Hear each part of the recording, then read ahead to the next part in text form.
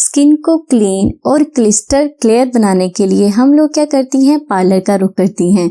Parlour वालों ने भी आजकल लूट मचा रखी है। पार्लर पर फेशियल करवाने जाओ तो अपने परस खाली करके आ जाओ। हर जगह महंगाई का यही हाल है, हर चीज नू अग लगी हुई कसमें।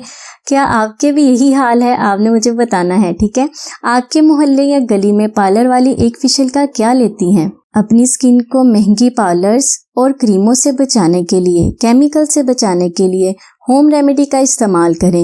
होम रेमेडी बहुत ही इफेक्टिव होती हैं, बगैर किसी साइड इफेक्ट के आपकी स्किन को नीट और क्लीन बनाएगी। ऐसी ही एक रेमेडी जो आप लोगों के साथ शेयर कर रही हूँ स्किन को नीट और क्लीन बनाने के लिए। बिस्मिल्लाहिर्रहमानिर्रहीम। अस्सलाम वालेकुम मेरी यूट्यूब की छोटी सी फैमिली, कैसे हैं आप सब? उम्मीद करती हूँ सब खैरियत से होंगे। बहुत सी खवातीन स्किन को क्लियर बनाने के लिए फेशियल करवाती हैं, पार्लर जाती हैं, लेकिन कुछ खवातीन ऐसी हैं जो पार्लर के अखराजात अफोर्ड नहीं कर सकती। आप घर पर घर की आम चीजों के साथ ही अपनी स्किन को खूबसूरत बना सकती हैं, क्लियर बना सकती हैं, स्किन पर ग्लो ला सकती हैं। तो महंगी क्रीमों और केमिकल्स वाली क्रीमों को यूज करने की बजाय घर की चीजों को यूज करें, होम रेमेडीज का इस्तेमाल करें। जो नेचुरल रेमेडीज होती हैं उससे स्किन खराब नहीं होती, स्किन पर किसी किस्म का साइड इफेक्ट नहीं होता, स्किन ब्राइट और फेयर होती है। जैसा कि मौसम चेंज हो रहा है तो बदलते मौसम के साथ चेहरे की रंगत भी बदलनी शुरू हो जाती है। सर्दी का मौसम आते ही स्किन डल होना शुरू हो जाती है, कलर ब्लैक होना शुरू हो जाता है। तो आप इस रेमेडी को यूज करें। इस रेमेडी को आप इस्तेमाल करती रहेंगी तो आपकी स्किन का कलर कभी भी डल नहीं पड़ेगा। चैनल पर पहली बार आए हैं तो चैनल को सब्सक्राइब कर दें और सब्सक्राइब करने के बाद बेल आइकन के बटन को जरूर दबा दें। तो हमारी रेमेडी के लिए सबसे पहले हमें चाहिए लेमन। लेमन हमने जूस यूज नहीं करना, लेमन को हमने हल्का हल्का ऊपर से क्रश करना है। हमें ऊपर वाली लेमन की स्किन चाहिए। ऊपर वाली लेमन की स्किन आपने रिमूव कर लेनी है, इसकी पेस्ट बना लेनी है। हल्का सा इसे कूट लेंगे डंडे के साथ तो इसकी पेस्ट बन जाएगी। आपने इसकी पेस्ट बनानी है।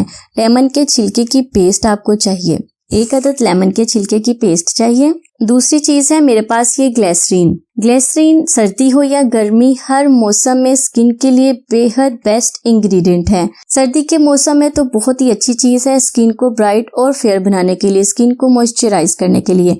ग्लिसरीन हमें चाहिए आधा छोटा चम्मच। दोनों चीजों को अच्छी तरह से मिक्स कर लें और पेस्ट बना लें। पेस्ट बनाने के बाद आपने करना क्या है, आपने लेने हैं चावल। चावल को आपने ग्राइंडर में डाल के ग्राइंड कर लेना है। इसका आपने आटा बना लेना है, यानी कि चावल का पाउडर बना लेना है।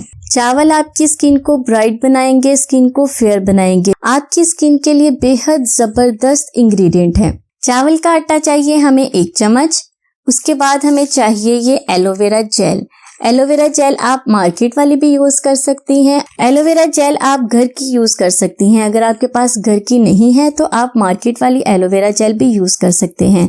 एलोवेरा जेल के फायदे तो आप सबको ही पता होंगे, ये हुस्न और खूबसूरती का पौधा कहा जाता है। एलोवेरा जेल चाहिए हमें 1 चम्मच। सारी चीजों को अच्छी तरह से मिक्स कर लें और पेस्ट बना लें। पेस्ट बनाने के बाद अपनी स्किन पर लगाएं इसे 15 मिनट के लिए। जब ये हल्की सी आपकी स्किन पर ड्राई होना शुरू हो जाएगी तो आपने अपने फिंगर टिप्स को गीला करना है। गीला करने के बाद आपने हल्के हाथों से मसाज करना है। 2 से 3 मिनट तक आपने आराम से हल्के हाथों से मसाज करना है। मसाज करने के बाद अपने फेस को वॉश कर लें। वॉश करने के बाद देखेंगे आप एक बार के इस्तेमाल से ही आपकी स्किन कितनी सॉफ्ट हो गई है, कितनी मुलायम हो गई है। अच्छा, एक बात मैं आपको बता दूं, अगर आप लोगों की स्किन पर एक्नी है तो आप लोगों ने चावल का आटा यूज नहीं करना। चावल के आटे की जगह आपने मुल्तानी मिट्टी का इस्तेमाल करना है। हफ्ते में 1 बार आपने इस रेमेडी को जरूर इस्तेमाल करना है। मुसलसल इस्तेमाल करेंगे तो रिजल्ट आपको 100% मिलेगा।